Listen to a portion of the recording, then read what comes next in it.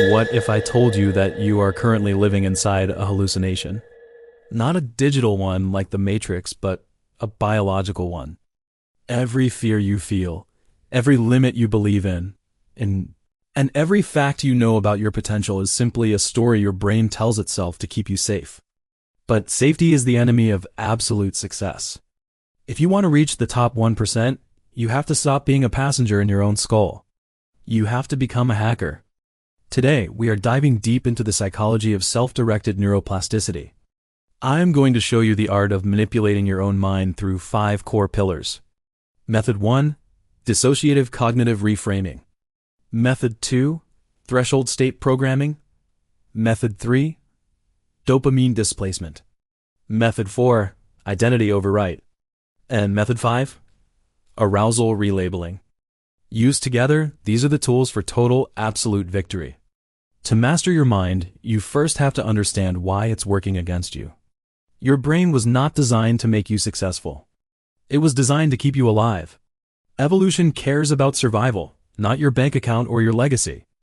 This is why you feel imposter syndrome when you try something new. That's just your amygdala, mistaking social risk for a predator in the bushes. The first step to manipulation is Method 1, Dissociative Cognitive Reframing. You are not your thoughts. You are the observer of your thoughts. Think of your mind as a piece of software. If the software has a bug like an "I'm not good enough" loop, you don't throw away the computer. You rewrite the code. Absolute success begins the moment you realize that your personality is actually just a collection of habits and survival mechanisms that you can change at will. How do we rewrite that code? We continue with Method 1 through perceptual reframing. High achievers don't see reality differently. They interpret it differently. Imagine 2 people lose their jobs. Person A sees a catastrophe. Their brain floods with cortisol, they retreat, and they stop taking risks. Person B sees a forced pivot. They see an opening to build the business they've always wanted. Same event, 2 different chemical realities. To manipulate your mind for success, you must adopt a radical optimism that borders on the delusional. You must decide ahead of time that every setback is a setup. This isn't positive thinking, it's strategic advantage. If you believe a failure is a lesson, you extract data. If you believe it's a dead end, you stop moving. The winner is simply the person who has manipulated their mind into never seeing a reason to quit. You cannot change your mind through logic alone. If logic worked, everyone would have a 6-pack and $1 million. Real manipulation happens in the subconscious. This brings us to Method 2, Threshold State Programming. The most vulnerable times for your brain are the alpha and theta states, the moments right after you wake up and right before you fall asleep. During these windows, the critical filter of your conscious mind is down. Most people waste this time scrolling on social media, essentially programming their brains with envy and distraction. If you want absolute success, you must guard these windows. Use the last 10 minutes of your day to visualize your goals not as future possibilities, but as current memories. Your brain struggles to distinguish between a vividly imagined experience and a real one. By remembering your future success every night, you prime your reticular activating system, the brain's filtering mechanism, to notice opportunities in the real world that align with that vision. You aren't manifesting. You are tuning your hardware to see the signals that were always there. We live in a world designed to hijack our dopamine. Every notification is a hit, but this cheap dopamine makes you weak. It makes you a consumer rather than a producer. To achieve absolute success, you must practice Method 3, Dopamine Displacement. You need to train your brain to get its hit from the process, not just the result. Most people wait until they win to feel good. The master manipulator makes the effort the reward.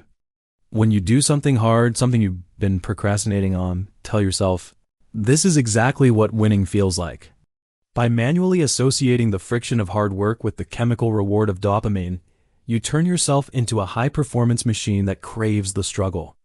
You become addicted to the climb, which makes the peak inevitable. The most powerful force in the human personality is the need to stay consistent with how we define ourselves. If you define yourself as a struggling artist, Your brain will subconsciously sabotage any opportunity that makes you wealthy because it threatens your identity. To bypass this, you must perform Method 4, Identity Overwrite. Stop saying, I want to be a leader, and start saying, I am a leader. This feels like a lie at first, but remember, your current identity is also a fiction you've just repeated for longer. Dress for the person you intend to become. Speak with the cadence of the person you intend to become. Surround yourself with people who make your current peak feel like their baseline. When you change your environment and your self-narrative, your brain begins to bridge the gap between your current reality and your new identity. It starts to solve problems from the perspective of a winner rather than a seeker. Most people try to avoid stress. They want peace.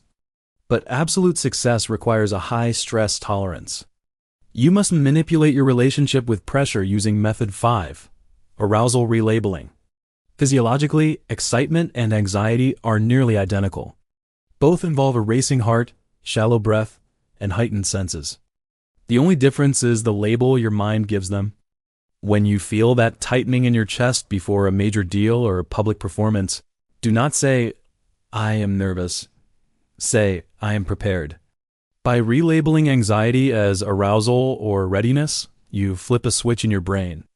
You move from a threat state, which shuts down the prefrontal cortex, to a challenge state, which sharpens focus and enhances performance. You aren't changing the feeling. You're changing the direction of the energy. As you climb, your ego will become your greatest liability. It will want to protect what you've gained. It will make you afraid to look stupid. This is the Goldilocks trap, getting just successful enough to become comfortable and stagnant. To maintain absolute success, you must practice intellectual humility. You must manipulate yourself into staying the student. Always be the dumbest person in the room. If you are the smartest person in the room, you are in the wrong room. Force yourself into uncomfortable situations where you are a beginner. This keeps your brain in a state of high neuroplasticity. It prevents the hardening of the mind that leads to obsolescence. The ultimate manipulation is making yourself believe you are always at the starting line, even when you're miles ahead of the pack. We are told that knowledge is power, but in the age of information, ignorance is power. Your brain has a finite amount of cognitive energy. Every piece of useless news, every celebrity scandal, and every negative comment you read is a tax on your mental resources. Absolute success requires a low-information diet. Manipulate your environment to filter out everything that does not serve your primary objective. If it doesn't make you better, stronger, or wealthier, it doesn't deserve a single neuron of your attention. Become a ghost to the trivial world so you can be a giant in your chosen field. The art of manipulating your mind is not about being fake, it's about being intentional. Most people are products of their environment, their upbringing, and their fears. They are accidental versions of themselves. By choosing your thoughts, hacking your habits, and rewriting your identity, you are taking the wheel. You are deciding that you will no longer be a victim of your biology. Success is not something that happens to you. It is something you create through the relentless management of your internal world. You have the tools. You have the software. The only question is, do you have the courage to hit delete on who you were, so you can become who you were meant to be? The world is a mirror. If you don't like what you see out there, look inside. Change the projection, and the reflection has no choice but to follow. Now, stop thinking about it. Go out there and start rewriting your reality.